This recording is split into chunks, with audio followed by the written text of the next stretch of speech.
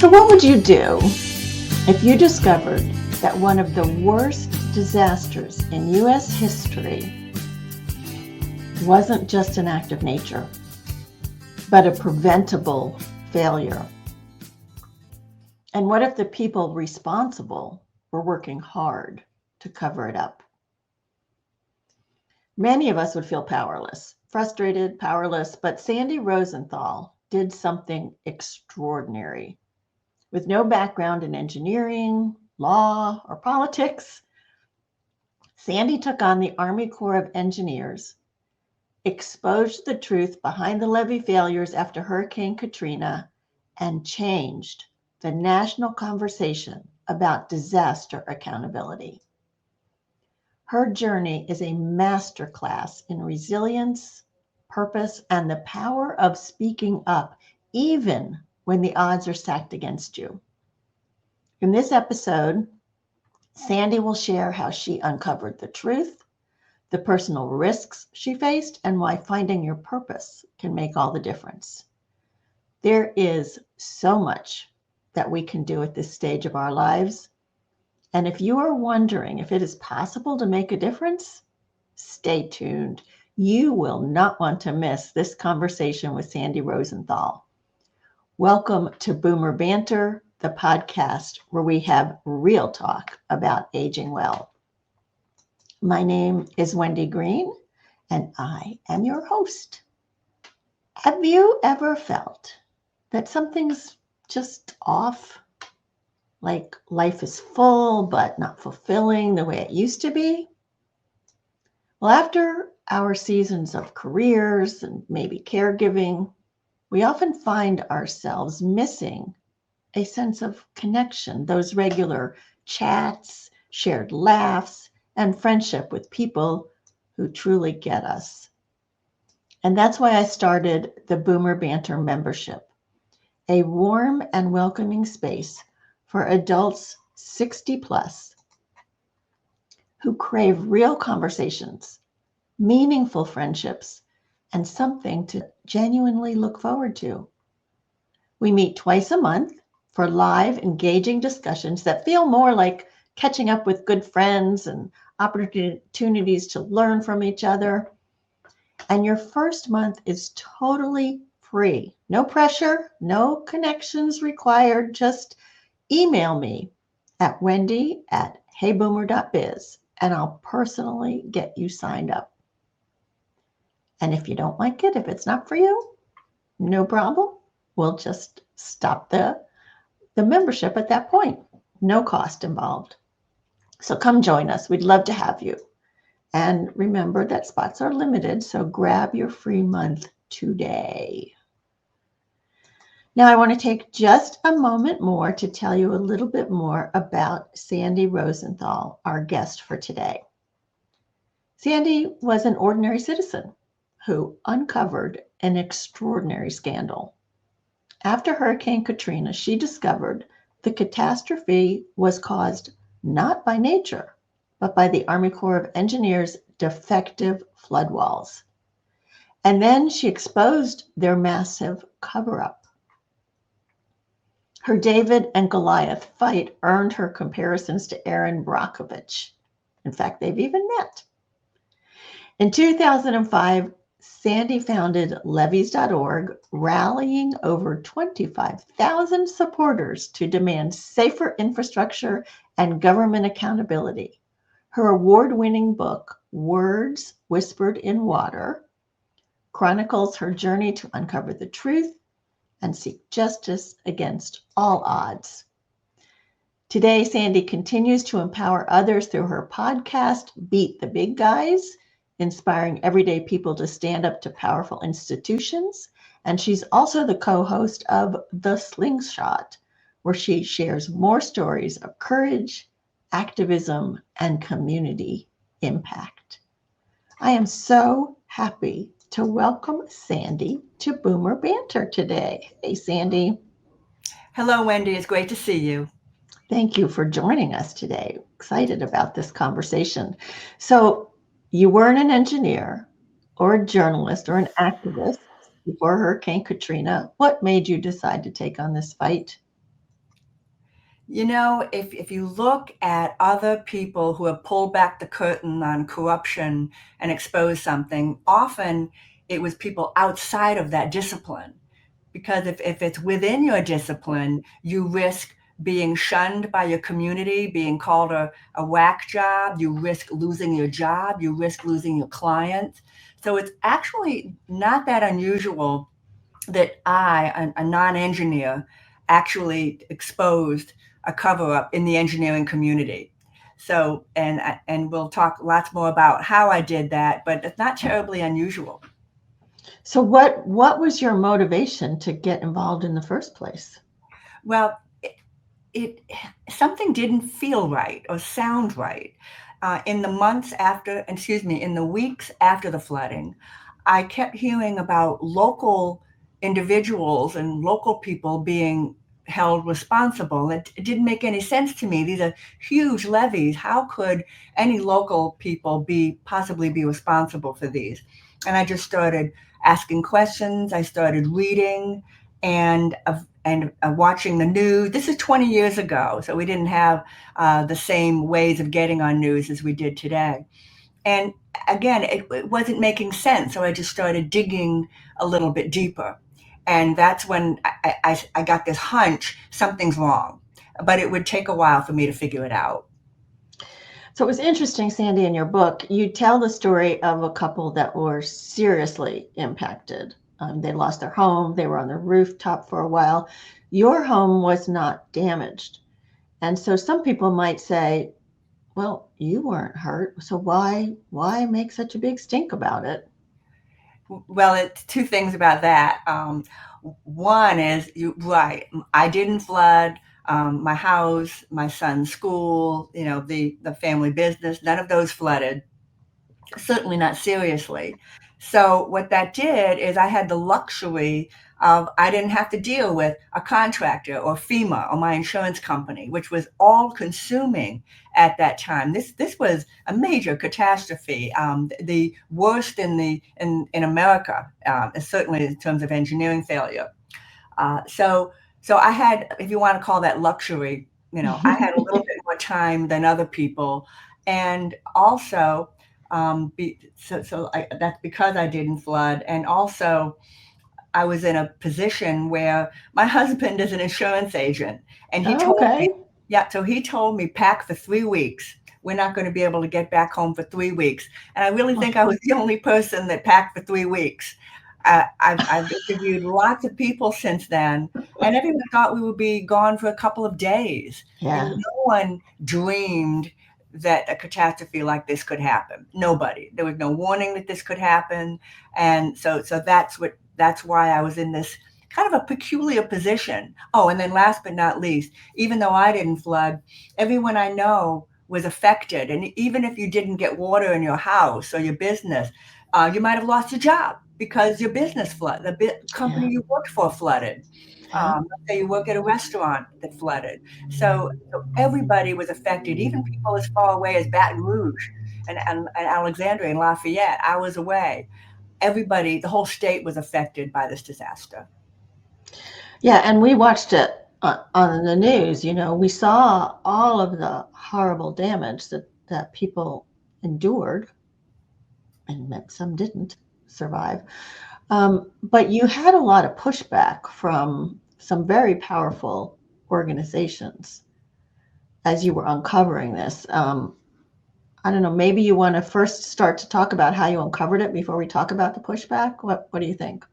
Yes, let's start with how I figured out Yeah, that let's start with was that. going on. And this is key. 4 weeks after the catastrophe, which isn't very long, was reading and doing my usual research, which was sort of my way of dealing with the stress, Mm, to be yeah. reading and reading and read. So I got my little hands on an article. It seems that the Government Accountability Office had done a report for Congress and talked about the flooding. It was one of the very first reports after the catastrophe. And it stated very clearly on page 4 that the Army Corps of Engineers is responsible to design and construct the levees, and local people do the maintenance.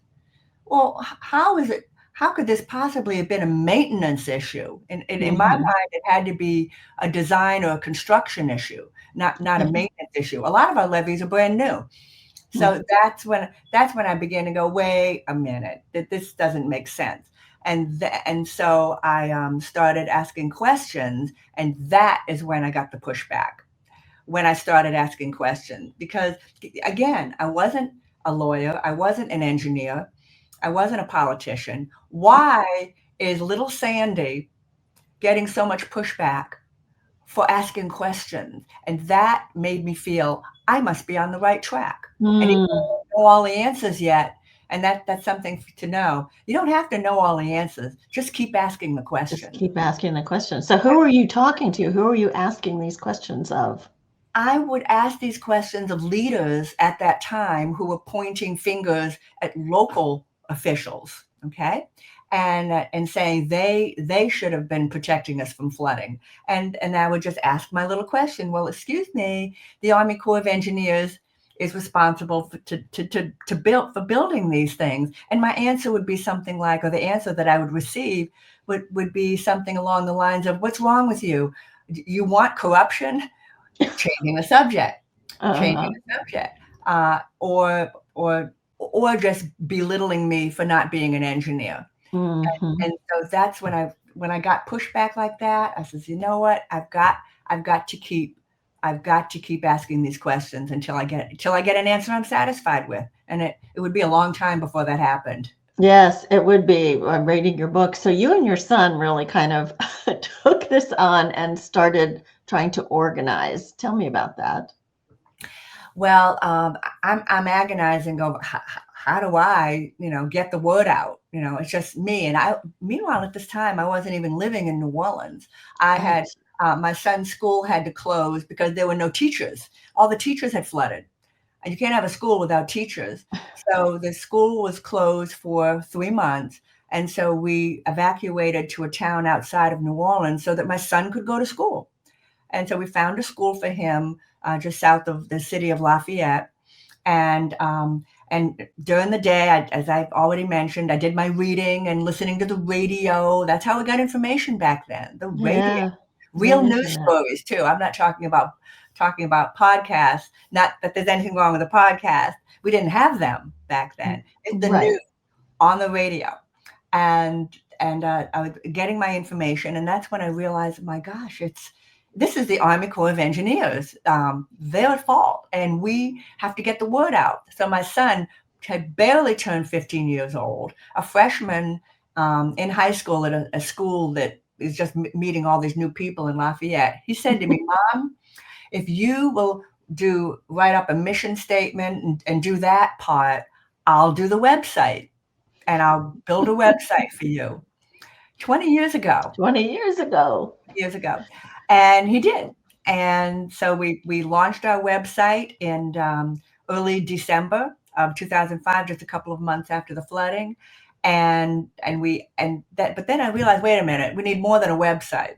That's right. You need the people. We need the people. So very good. So I thought, I know. I said, we'll create a membership of people. Well, how do we do that?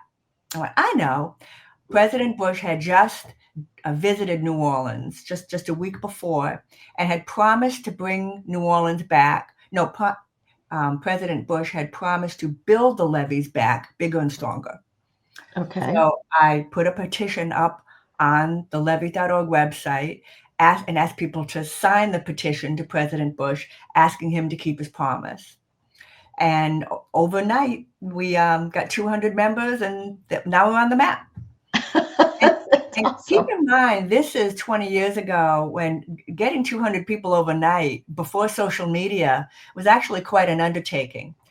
But there was a vacuum of leadership in New Orleans at that time, and a lot of very confused, scared people at that time, really just craving information, craving it, and would do anything to get it. And that helped get that 200 people overnight, which eventually turned into 25,000. 25,000. That's incredible, Sandy. So this obviously became your purpose during that time. What was there like a defining moment that you realized this was your purpose for 2005? I realized it became a defining purpose when I quit my two paying jobs to devote my time full time Hmm. to the work of levees.org. I was a part time marketing copywriter for an insurance company. And keep in mind, I was, at this time, I only had one child, a At teenager, home. and I was working part time. And I also was a part time fitness instructor, Oh, which okay. that's where I got my skills for being out in front of a crowd of people and leading them in fitness. But I quit both of those paying part-time jobs for the full-time job of a non-paying job of running a nonprofit, levees.org. And that's when I realized, yep, this is my new defining thing in my life. Wow. Wow. So do you think that a purpose is something that we find, or do you think it's something that kind of finds us?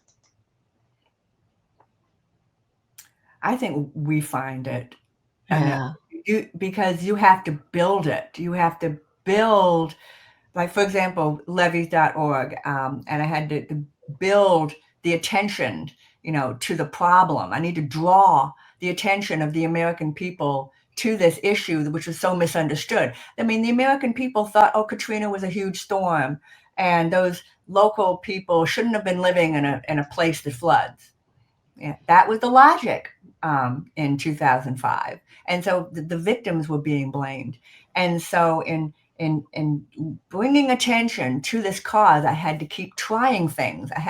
Something didn't work, I had to try something else. If something did work, I'd put more energy into it. If for some reason no one was listening to us, I would have to invent a way to get people to listen to us. And still doing that to this very day.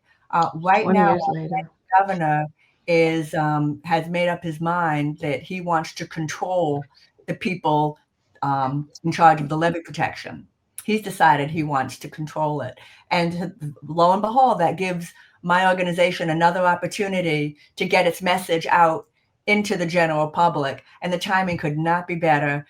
We are now at 20 years after that catastrophe, and not a disaster. It was a catastrophe. 135,000 houses destroyed. The financial is $190 billion adjusted for inflation, and it was also the most expensive, costly hurricane in our nation's history, in the entire history. So it wasn't a disaster; it was a catastrophe.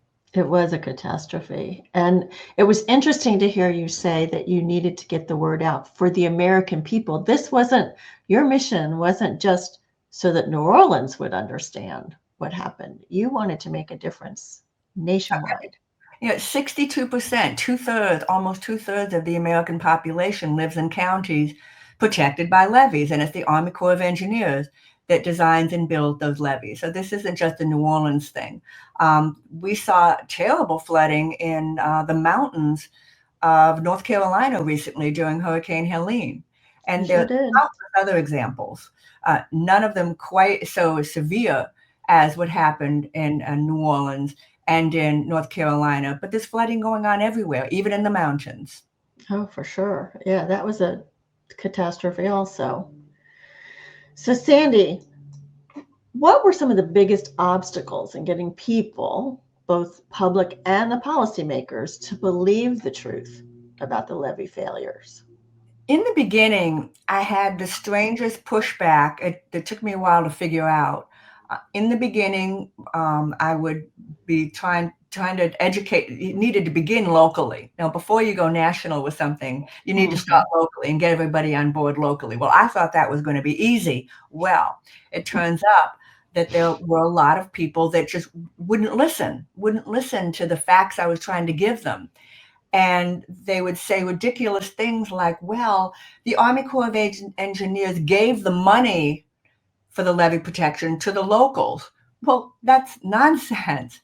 The feds don't give money to the locals to build the Corps. I mean, the Corps doesn't give money to local people to build the flood protection. They were kept saying, "Oh, I read that. I heard that." I said, "Will you show me?" Well, I can't find it now. When they know Mm. what it was, It was political. We were a Democratic governor and a Democratic mayor, and this was a region of New Orleans that were all Republican. And it took me a while to figure that out. And Hmm. you still see that today. If you've got your mind made up on a particular ideology or partisan, you're not going to believe anything you hear. And that's still, unfortunately, that's still going on today. But I think it's always been going on, and that's one of the first things that I would confused me in the beginning, the pushback, and then the other pushback was from the Army Corps of Engineers itself, which disguised its identity, and Oh, that's yeah. Well, yeah, I'll be happy to talk to you about that whenever you're ready. yeah, go ahead. Tell us. Sure. So that was probably the biggest eye-opening and most attention-getting thing that happened during my leadership of levees.org. I know all of you listeners are familiar with a caller ID. You Right, look at even if a person's number isn't in your address book, you look at your phone, you see the number, you recognize the number. That's caller ID. Well, right. every single laptop, desktop has something called an IP address. It's a Hmm. caller ID. Right. Well, using back-end tools available to any amateur and using free software, I was able to figure out that the pushback and the vicious comments and the ugly things being hurled at me were coming from none other than Army Corps of Engineers headquarters in New Orleans. And it was Oh, thousands, thousands of comments coming to me in New Orleans. So I was able to figure this out, and I picked up the phone. Back then, we used phones, and I called the local TV station, and they promptly accepted the story as an exclusive. Did a big story about it, and it was all exposed that it was the Army Corps of Engineers sitting at their desks, and these are people who are tasked by Congress to protect us. We're using yeah. their equipment to attack Wow. me. Again, a nobody, little Sandy on Soniat Street. So so Must that have been must have been scary though. Were there times that you felt really scared for your safety? absolutely in the earliest months, and it was New Orleans was a little scary in the early months after the flooding because more than 50% of the city was evacuated. Hmm. And probably two-thirds of the city wasn't even here. It was quiet. It was so quiet at night. No bugs, no birds. And it was during this time that I was organizing the campaign to expose the truth about the Corps. And so one day I came out and my SUV full to the roof with yard signs was keyed. Every single panel of the car was keyed. Keep in mind, nobody was even living in New Orleans at this time. Hmm. So that was Yeah, frightening, and that then was scary. that was scary, and I of course, my whole family saw that, and then also, a few days later, I got home, and there was a dead bird at my back door, and this wasn't a dead bird that a cat had found. Like, I grew up in a rural area, and I'm used to dead birds that the cat brought home. This was no dead bird the cat brought home. This pigeon head had been chopped off with a cleaver, with a Oh sharp. gosh. It was at my back door. So obviously it was unsettling. And Yes. I got a dustpan, picked up the bird, put it in my trash can, shut the lid, and shut a door in my brain. Because if I focused on that, it would have gotten in the way of my work. And if I told my family about it, they might have told me, it might have encouraged me to stop doing this work. This was early. And so, I didn't think about it for years until it was Wow. write my book that I started talking about the dead bird. But you know what? My thought is, even at the time, it's going to take more than a dead bird to stop me. Golly. That's very very brave, Sandy, and that you didn't share it with your family is pretty phenomenal because that would have been very scary. I need to That take was their one. goal. That was That the was their goal, absolutely, to goal. shut you up. That was their goal. And there's lots of ways that the big guys use to shut people up.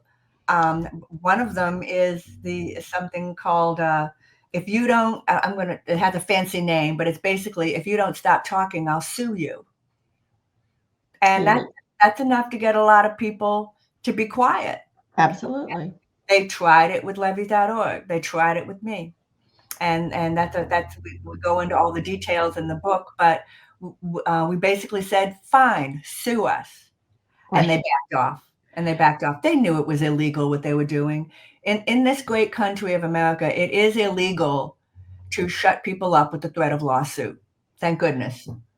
Yeah, thank goodness. It's so interesting how when you stand up for what you think is right, and don't back down, it kind of shuts them or pushes them back anyway. Yeah, the little things that usually work, didn't work on me. Yeah. Not that little, dead birds and threatening. Yeah, right. Pretty big. But fortunately, obviously, and I'm sure your listeners know, nothing great gets done alone. Obviously, I had lots and lots of advisors who offered their advice pro bono, and one of these people advising me was an attorney. Mm. An attorney advised me, don't back down, don't let the Army Corps of Engineers make you back down, stand up. And he offered to represent me pro bono.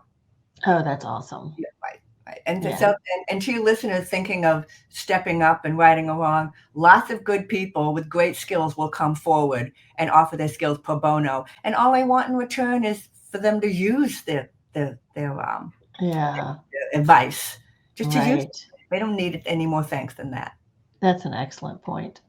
I need to break for 1 second, 1 minute, to talk about my sponsor, who is Greenwood Capital, and my advisor, Melissa Bain, who works with me to make sure that my financial portfolio matches my preferences and my desires and um, all of that. And so, as an independent registered advisory firm, Greenwood Capital is a fiduciary. They must place your interests above their own.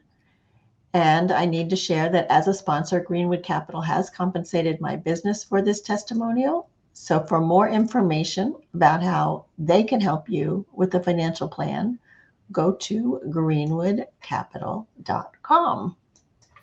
So, let's get back to Sandy. This is such a great conversation.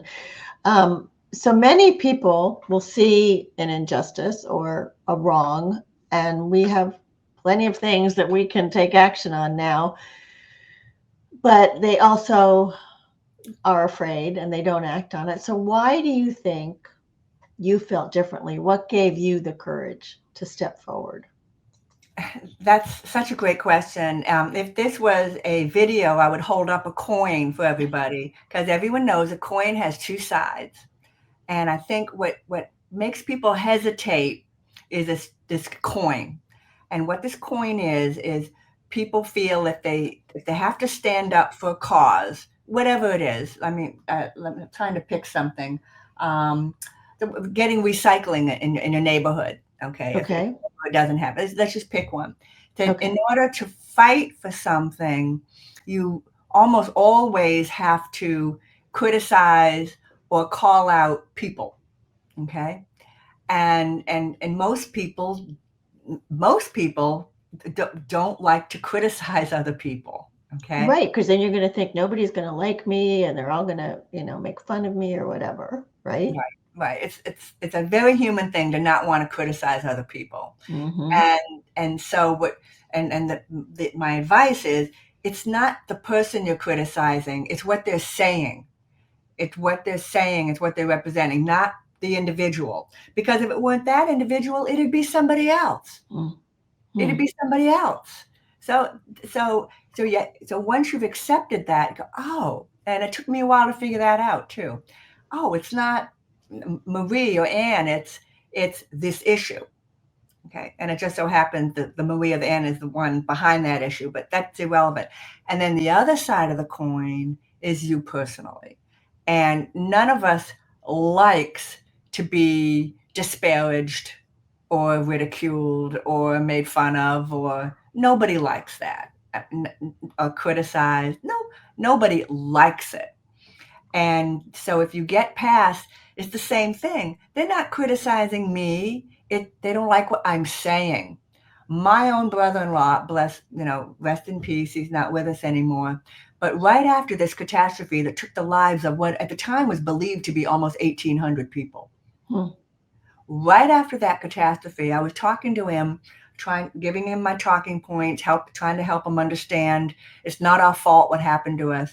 You know what he said to me? He said, "Well, maybe you're right. I just don't like your tone." Oh, My tone, which so confused me at the time.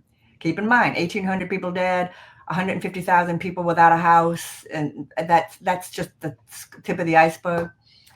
I realized something. It's not my tone. He doesn't like what I was saying.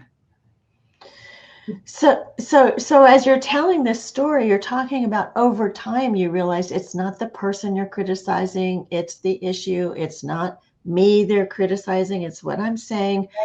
But initially, Sandy, you had to have the courage to stand up and say these things that didn't feel comfortable. I mean, have you always seen yourself as a fighter, somebody who has a cause? That's a great question. It would take a little while for me to figure out that coin, and it was very uplifting and helped me do much more and bigger things For as I moved sure. forward. But you're talking about right in the very beginning. In the very beginning, why did I? What made me? Maybe I was a little bit crazy. Uh, uh, From all of the trauma. I definitely felt that if they're going after me, I'm on the right track, or Mm-hmm. I'm either right or on the right track. This is when I got Mm-hmm. the criticism. And that fueled me. That gave me confidence to keep going Yeah. for me. Yeah. So, and you knew, I mean, you also felt that they were criticizing people, the victims, like you said, and you I couldn't bear advocated for them. I couldn't bear it. Yeah. I think you've helped me. This has been a long time since I've thought about these things. I think you helped me remember. I think that was where I just lost it and Mm-hmm. said, I've got to do something. Victims are being blamed for something that is no fault of theirs. It actually arose out of an argument. I was having this conversation by now. This conversation happened in late October, right around Halloween. And I was talking to a gentleman from Alexandria, Louisiana. It's about 2.5 hours from New Orleans, explaining to him what your listeners all now know. It wasn't the storm, it was the federal government's design mistakes. And he shut me down, or tried to. I said, "Oh, no, no, there's nothing wrong with those levees. Katrina was a huge storm, and people like you don't deserve any help." Well, when I say I lost it, I lost it. And I didn't lose it physically in front of him, but mentally, I went, something's got to be done. And I went home that night and said to my husband, I've got to do something. I've got to tell the world, or at least start with America, what happened. I didn't know how. I didn't know how, but I knew something had to be done. And I think that was that defining moment. Yeah. And I spent the next week or two, not more than 2 weeks, trying to find someone else who was already trying to get the word out that I had figured out myself. I figured if I could figure this out, other people must have figured it out. And I spent 2 weeks looking for somebody, and every person I asked, no, they were stuck on locals, that local responsibility. Somehow the locals should have, I don't know what we were supposed to do, but it was believed that the locals were responsible at that time. So Yeah. that the proverbial, you want something done, you got to do it You yourself. gotta do it. And you sure took it on. You were amazing the way you did that. So tell us about the impact that all of this work has had on levees and society in general. Well, yes, it's the Army Corps of Engineers no longer builds levees like the ones that they built here in New Orleans. But as far as the work that my organization can definitely say is because of us, I think there are many, many things, but I think the most important accomplishment of levees.org is we approach the Associated Press. The Associated Press is a worldwide news organization that has something called a style book. And for your listeners that don't know what that is, it's it's a book of how you reference anything, be it 9/11, be it Hurricane Katrina, be it the way you describe the chemical explosions, and you name it. It's if you refer to something, it's always the same way. And if you think about it, journalists always refer to the 9/11 disaster with the same words. Okay. Mm. Uh, Levee.org, my organization, approached the Associated Press and urged them to do a style guide change because their style guide says Katrina's levees broke and didn't point fingers to the culprit, which is the Army Corps of Engineers.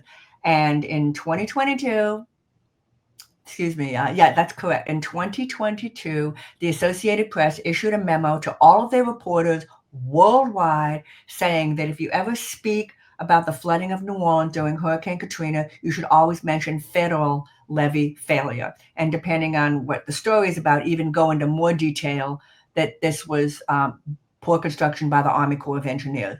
In my mind, once you've changed the way media talks about an event, you've made big strides. Wow. And it only took you like 17, 18 It only years. took 17 years, but keep in mind, we're a little nonprofit Oh my with gosh. no dedicated income stream.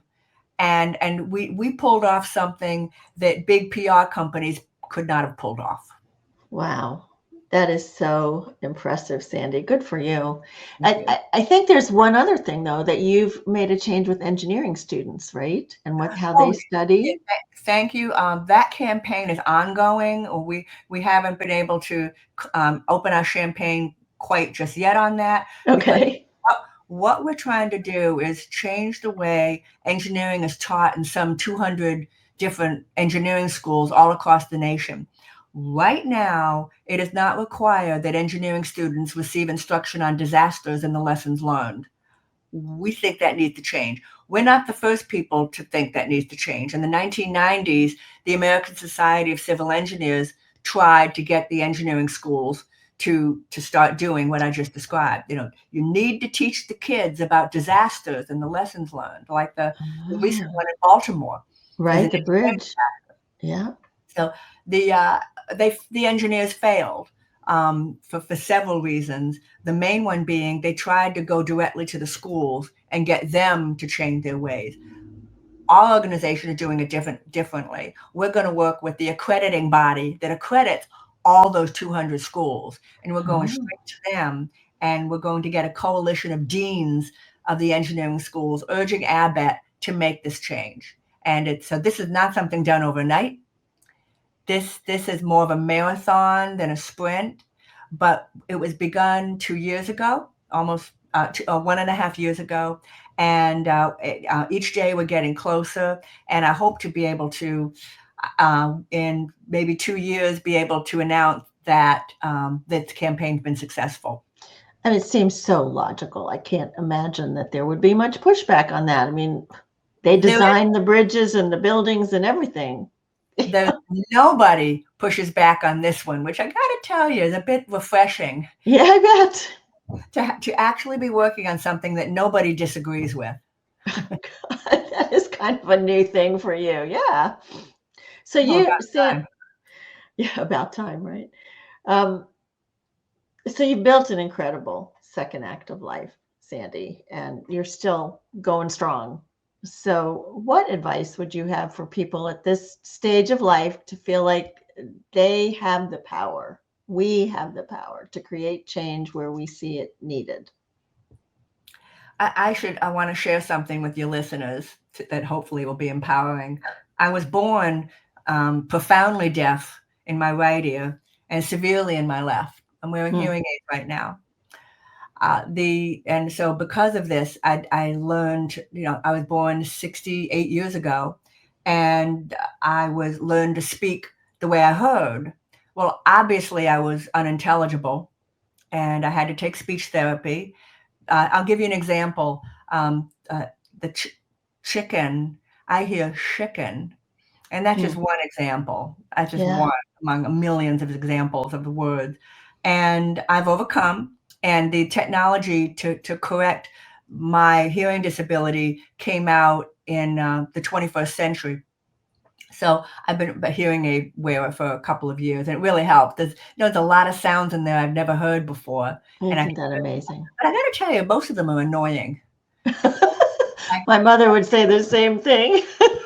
Oh my gosh. I didn't know my dishwasher made a high-pitched beeping sound when I opened it. And I did so in some ways it's not as peaceful a life, but my point is, with my severe speech problems and the hearing problems, and here I am today with my own podcast, about to end one and having started a new one, that if I can pull this stuff off, there's nothing stopping anyone out there from doing whatever it is. They just have to make up their mind. Abraham Lincoln has a great comment.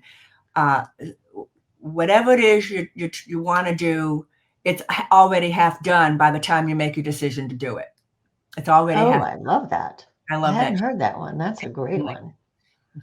And that is a very empowering story. Thank you for sharing that, because that could be something that, people want to keep hidden, but you put it in the book too, like, I got to learn to talk if I'm going to be able to be Learn the to talk. spokesperson of this organization. Yeah, that's Yeah. awesome. I mean, most people are afraid of Public. it's a very common fear of speaking before an audience, speaking in front of a news camera. Very, very common. And some of the most accomplished people in the world, greatest ever, are scared to death of having to speak before an audience. Yep. And imagine me, I couldn't speak. Amazing. Not very intelligibly. So by the time my speech therapy ended, they couldn't do anything about the Boston accent. Boston area, and they reassured me it's okay as long as you're understood. You just And need to be understood. you are beautifully understood and very eloquent Thank with your you. descriptions. Thank you. So tell people how they can get in touch with you, and briefly tell us about your podcasts. Certainly. Well, let me start with the podcast. My first podcast, Beat the Big Guys, was launched in June in 2021 because, as I mentioned to your listeners earlier, if I can do this, anyone can. But I had some tools and tips and tricks that they might not know. So I started this podcast and had a weekly guest each week to talk about different things they need to know, like what to do when you've just been received an award. Most people would be embarrassed. Okay, no, you use that word a reward. You use that award to get more followers and more supporters, or how to raise money. Among lots and lots. We recorded 122 episodes, and not wanting to go out with a whimper, we're going to go out with a bang. My final guest will be the person that urged me to start my own podcast. Oh, yeah, Yeah, that's great. I thought that would be appropriate. His name is Mr. Ken McCarthy, and that will be Okay. next month. So it's And Beat the Big Guys. Look for beat, that one. beat the big guys, yes. And of Yep. course, the podcast will stay up. Right, 122 right. episodes. It's going to take a while to go through all those. Each one's about a half an hour. And I've also well into a second podcast, myself and two guests, Rudy Vorkapik and Stuart Loeb, and we talk about current events that are important to our listeners. And we're not all on agreement on the same page, so we have some pretty rollicking discussions on that show, which makes it much better, I think. So, And that one is called The Slingshot, right? the slingshot from levees.org. And Okay. as for getting in touch, as for learning more about my work and me and everything, so there's the podcast, there's the book, there's levees.org. And if you want to know about any of those, it's all at a one-stop shop. It's my name's sandyrosenthal.net. sandyrosenthal.net. Thank you so much, Sandy. This is absolutely, I'm excited just listening to you tell this story. And I'm so, I don't know, is it okay to say I'm proud of you? Well, I'm I'm just, proud to know you. thank you. And listeners, I know that you're enjoying these stories and inspiration each week on Boomer Banter, and it would be so helpful if you would go out and rate and review and let people know, let your friends know about what we talked about. I also want to recommend a podcast. It's called Older Women and Friends. It's by my friend Jane Leader, Leder, and you can find out about that at janeleader.net. She has a wonderful array of guests, and they work to dispel the myths of getting older and explore the many contributions that older women make and the wisdom they have learned. So check out Older Women and Friends. And wherever you are, I want to tell you about next week's guest. And his name is Mike Waters. And we're going to talk about the impact of music and the arts and your environment on your brain. Mike has had a 45-year career in adult fitness, wellness, and health promotion. And I think we're going to have a lot of fun, a lot of insights, and a nice change from, just you have to exercise and eat right and stuff. There are also things we can do for our brain that are enjoyable, like music and art. So Sandy, thank you so much for being on the show today, and thank all of you. So keep coming back and share with your friends. See you next week.